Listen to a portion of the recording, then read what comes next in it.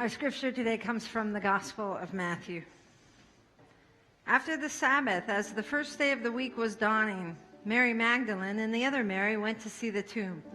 And suddenly there was a great earthquake, for an angel of the Lord descending from heaven came and rolled back the stone and sat on it.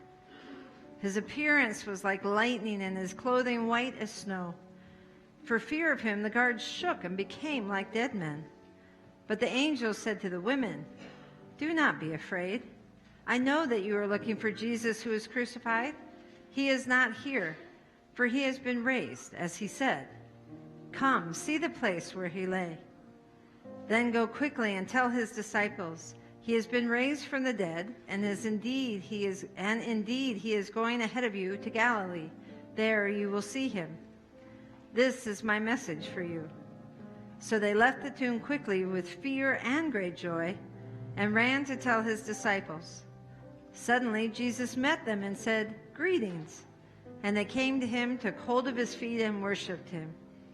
Then Jesus said to them, "Do not be afraid. Go and tell my brothers to go to Galilee. There they will see me."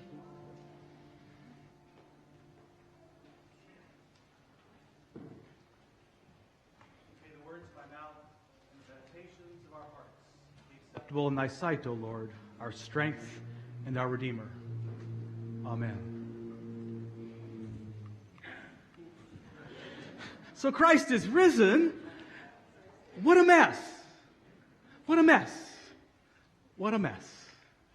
I mean, you heard the story, right?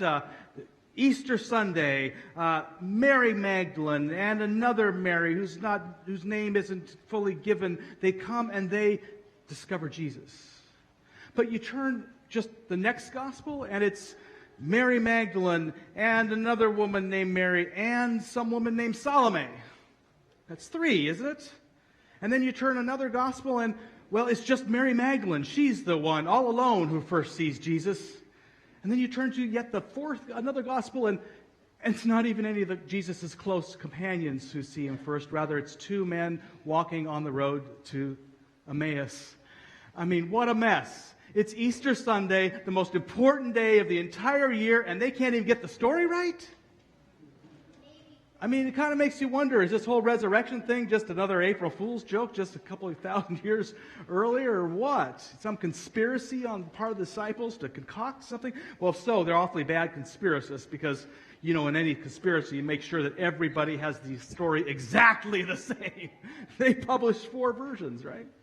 No, or maybe is this Jesus' April Fool's joke on us? You thought you could keep me down and I would make trouble no more? Have I got news for you? April Fools. Now, if I were a betting person, and I'm not, but if I were, if I had to put money on whether this was just some sort of hoax or conspiracy or whether this is really Jesus' April Fool's joke on us, I would definitely bank on Jesus. Because I have to. I'm a minister. I mean, no. I don't have to be a minister. And I am because I believe this stuff. No, I put my money on resurrection. And here's why. If you think about it, think about how many just normal people will swear they have experienced someone touching them from beyond. A lot of people, we all know, have this, to talk about having this experience. Well, that's gone on ever since the beginning of the human species. In every culture of the world, some have claimed to have been touched by someone from beyond. Now, we could say, well, some people are just kind of wishfully thinking, but all of humanity throughout all of history, if just one of those stories is true, then it's true there is an afterlife.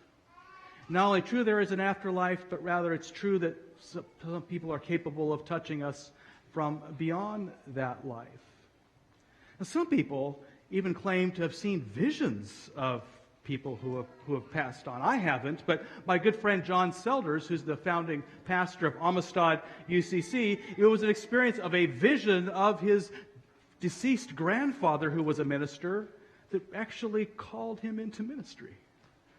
Now, John's a very intelligent and sane guy. And if he was just trying to make a hoax of things, he certainly committed a whole lot to a very difficult career in order to make that claim. I don't know. I used to think that, after 25 years of ministry, I constantly will get people who join with me before a funeral. We talk about the family, and people will say that these wild things happen. They swear that their loved one has reached out in some way. And I used to think, isn't that nice? I mean, I believed in the afterlife, but I thought, isn't that nice kind of wishful thinking on the part of people who are grieving? Until my own father passed away a few years ago, and guess what happened? I mean, so many weird coincidences and so forth, and gut intuitions that seemed to have the imprint of my father on it, that I could no longer deny that, even factoring for my own wishful thinking, there's something here. And I got to tell you something. My father, since he's died, has given me better advice than he ever gave me while I was alive. And why wouldn't that be the case, right? I mean, if he has actually touched me, he's touching me from an awareness that is so much greater than he ever had on earth. But of course. Well, if either my story is correct or anybody's stories are correct, again, there is an afterlife. People are capable of touching other people. And if that's possible for anyone, it is certainly possible, would have been possible for Jesus. For Jesus. Especially given the fact that there were many, many Messianic movements that arose in and around Jesus' time. And every time the supposed Messiah was dispatched, everybody dispersed. Everybody went into hiding. You never heard about them again. In Jesus' case, every single one of his disciples went throughout their entire rest of their lives claiming that Jesus was risen from the dead. And nearly everyone continued to claim that at knife point. They actually preferred death than renounce that belief. Something happened on Easter Sunday. Physical resurrection, a vision, what have you. Something happened to move their souls, and what it did was not only excite them, but it confirmed what Jesus was saying.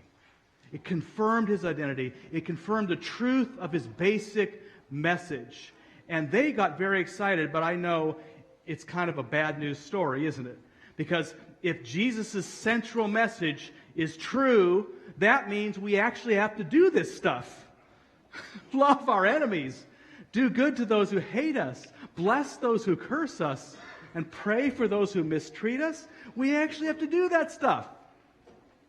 That's a command from Jesus. And apparently God confirmed that command. So I'm sorry to ruin Easter Sunday for you. But there is some good news to this. That God does not ask of us what God does not also do. In other words, God calls us to love our enemies, but God also loves our enemies, which includes us when we don't do what God says. Right? This central message was confirmed in spades just this week. You remember the story of Holy Week. We kind of reminded ourselves last week. Jesus knew he was going to die. They were going to catch up with him eventually. He was always kind of weaving in and out, evading the authorities. He knew his end was near, so he decided to make it a big one, cast his central message in a way that once it was seen, it could never be unseen again. Once you heard about it, you could never forget it. It happened last Friday on a cross when Jesus puts his own body in place of the Passover lamb on the day of Passover. You remember from last week what Passover was all about, or from previous weeks. You remember that the Passover was when the blood of the lamb was put on the doorpost by the Israelite slaves, so that God's Spirit would pass over the innocent slaves and slaughter the guilty oppressors. But Jesus, putting himself in the place of the Passover lamb, it was not the innocent people who were good, God-fearing people who then put the blood, shed the blood. It was actually the guiltiest you can get, killing the Messiah. And if this means God is passing over even those who kill the Messiah, well then, who's God going to let God's wrath out on? Apparently nobody. Apparently this God is not this self-righteous old man sitting on a throne just watching every move we make, just trying to decide should they go up or should they go down. This God seems a lot more like a parent. like a father or a mother who never gives up on her children. All are in the embrace of God. That is the central core message of God. And that message was confirmed on this day 2,000 years ago. What are the implications of that for you and for me? What are the implications of that for God?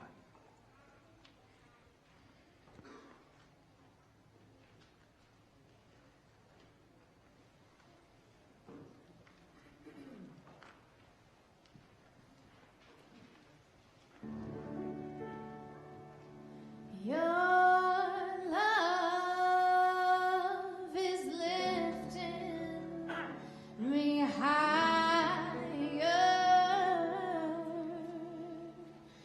than I've ever been lifted before.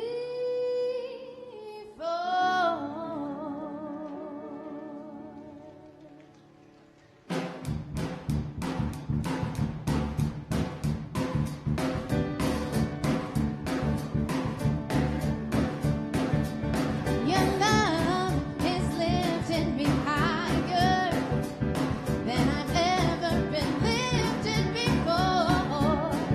So keep it up, quench my desire, and I'll be at your side forevermore. Now once I was downhearted, disappointment was my closest friend. But you came, and he soon departed, and he never, never, never showed his face again. I'm so glad I finally found you. You're that one in a million. When you wrap your loving arms around me, I can stand up and face the world again.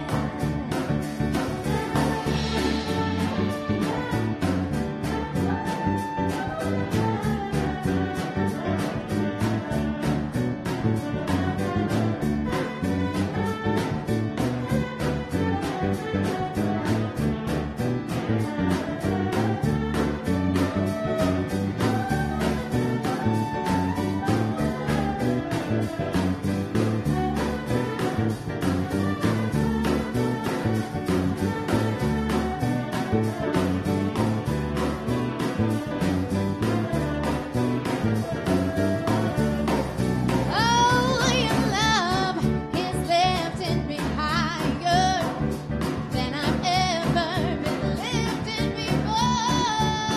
So keep it up, quench my desire. I'll be at your side forevermore. Oh, your love keeps lifting me, keeps on lifting me. Your love keeps lifting me higher, higher, higher, higher. Your love keeps lifting me, keeps on lifting me. Your love keeps lifting me higher.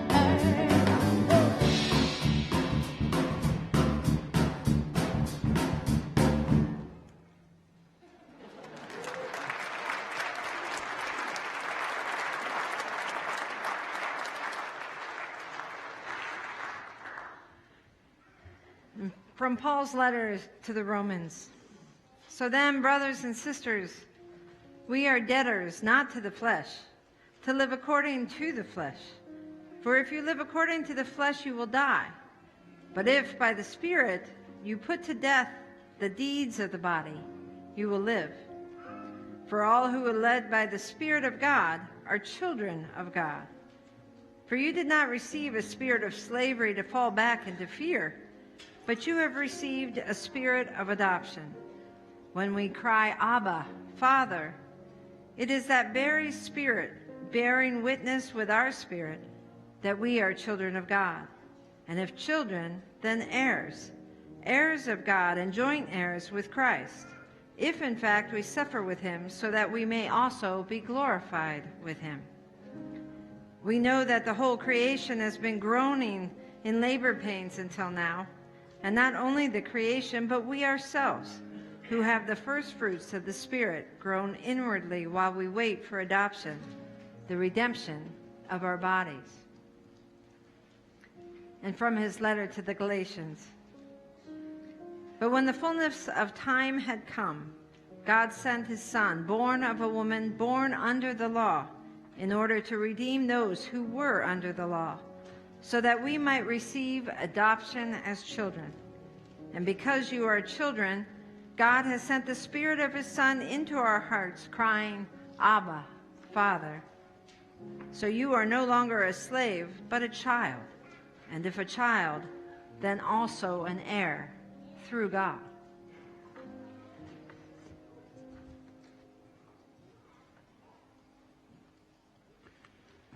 Before Jesus died, he told his disciples, I am going to my Father and yours. My Father and yours. He said, I will not, therefore, leave you as orphans. I will come to you. This is the major implication of all this life and death and life after death resurrection thing. That if Jesus is who they say he is, that if he is the Son of God, and if he is going to his Father and yours, that makes you and me, that makes Jesus our brother. That also makes you and me sisters and brothers, but specifically that means Jesus is our brother. If Jesus is Son of God, then you are a daughter or a son of God as well.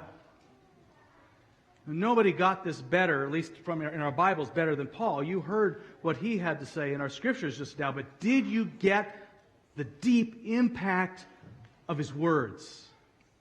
Listen again in Galatians. But when the fullness of time had come, God sent his Son, born of a woman, born under the law, in order to redeem those who were under the law, so that we might receive adoption as children. Because you are children, God has sent the Spirit of his Son into your hearts, crying, Abba, Father. In other words, we don't have to wait even to be adopted. We can already claim our adoption. So you are no longer a slave, but a child. And if a child, then also an heir through God. What Jesus gets, you get too, because you are an heir. Paul goes on in Romans, if people just didn't quite get it, he explains it. For all who are led by the Spirit of God, they are children of God, for you did not receive the spirit of slavery. He repeats that again. Remember, you are no longer a slave.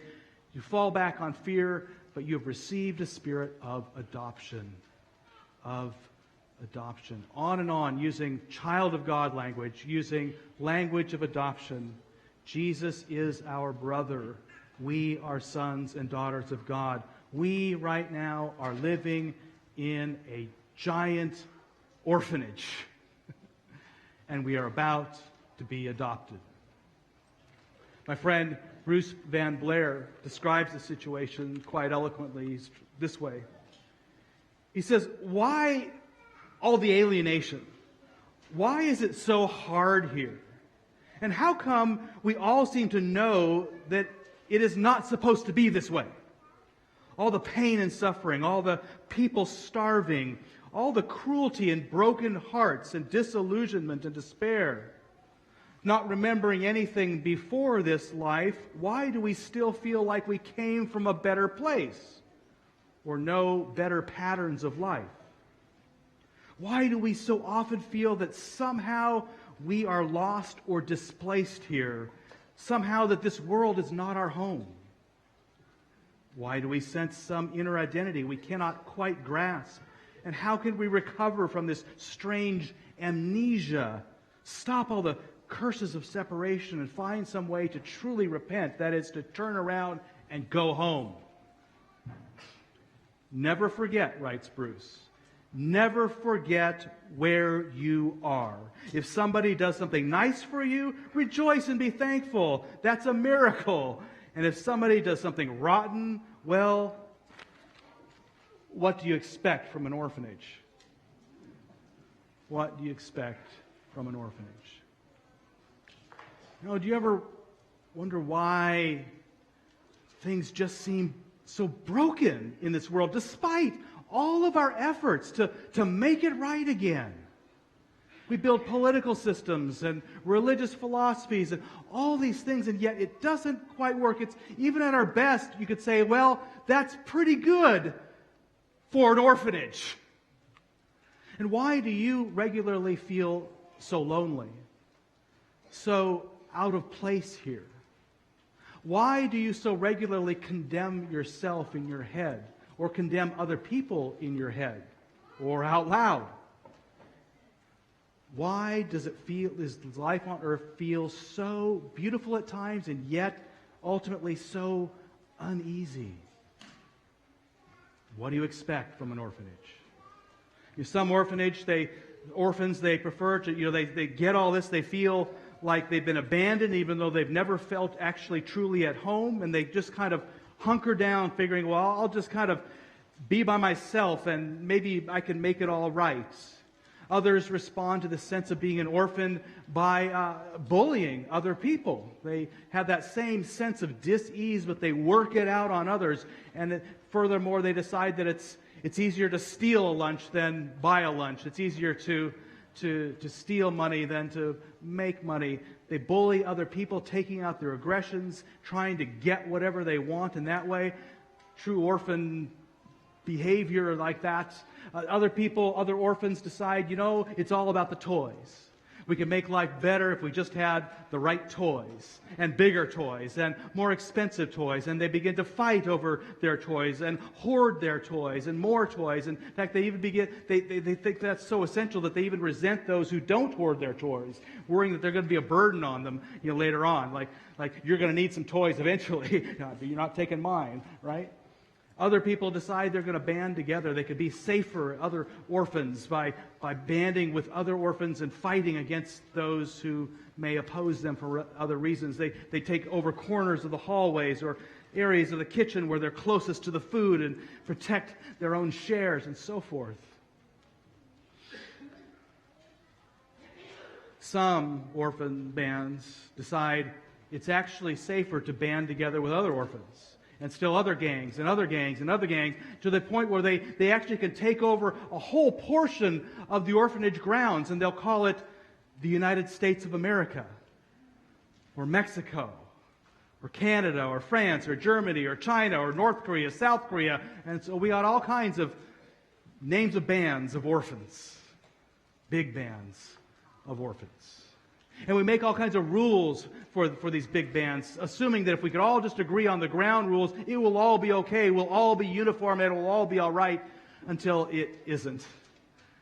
And then we finally decide, well, it's not all right in our whole country, our whole big gang, so we're going to go back to our little gangs, and we're going to create rules for ourselves and loyalty oaths and vows like we just took here this morning, agreeing at least with each other. If we all will agree on this thing, then we can hold our own against those others. We can own our little piece of the hallway. Some of those gangs call themselves Alcoholics Anonymous. Others call themselves Microsoft. Others call themselves Congregational. Others call themselves the Teamsters Union. Others call themselves Countryside Community United Church of Christ. We're all these little gangs of orphans. 2,000 years ago, a misfit was born into the orphanage. Somebody who was pretty strange, because while he was born into the orphanage, he claimed he wasn't an orphan. He claimed that he had been adopted by his true parent. And because of this sense of identity, he refused to be bullied, and he also refused to bully others. And these games that people played for power had no interest to him. This whole way that all the orphans were trying to climb the social hierarchical ladder, or the political ladder, or the religious ladder, it had no interest to him. It's as if he thought that the highest on our ladder was actually far lower than the lowest where he was going. Like the highest on that level was, well, pretty good for an orphanage. And he bore a message to his the other orphans. He bore a message that's really the only message that is truly hopeful for an orphan. He said, you are about to be adopted. You are about to be adopted by a generous Father. A generous Father who has more than enough to share with others. A generous Father who will reward those that have suffered with ease. A generous Father who will work with us to work out all this hate and enmity, this sense of alienation and so forth, so that we become closer and closer to this Father. Now, you may be thinking a couple of things by this point. First of all, if we're going to be adopted by a father, does that mean we're going to spend an eternity as a motherless child? I mean, where's the mother in all this, right? Well, bear in mind that Jesus is speaking orphanage language, right? So he may as well have said, you are about to be adopted by your divine mother. But you see how you just cringed when I said divine mother? Like, oh, that's not appropriate, right? Proof we're still in an orphanage. Jesus knew that God is beyond father and mother. God is both. But as orphans, that kind of explodes our brain. The second thing you may be thinking is, we're going to be adopted and everybody's in. Then why would we bother trying to make this world a better place? I mean, this is an orphanage, right? Why put an ounce of effort into this place if we're going to go to our true home? Well, that's well and good, and that might even be a persuasive argument had it not been for all the people who believed Jesus' message and beginning to act according to it. Those people weren't passive. They weren't waiting for some blessed by and by at all. Those people knew they were not truly orphans, that they were about to be adopted. Therefore, they would not allow people to treat them like orphans. Furthermore, they refused to treat other people like they were orphans because they knew that other people were their brothers and sisters, and Jesus was their brother, so therefore they were sons and daughters of God. Therefore, they refused to be bullied, they refused to bully others, they refused to take on an identity that was too small for them, they refused to hoard their toys, but rather shared them, and they certainly refused to band together to fight against all the other orphans, but rather they saw that there was nothing in this world that was truly worth killing the soul over.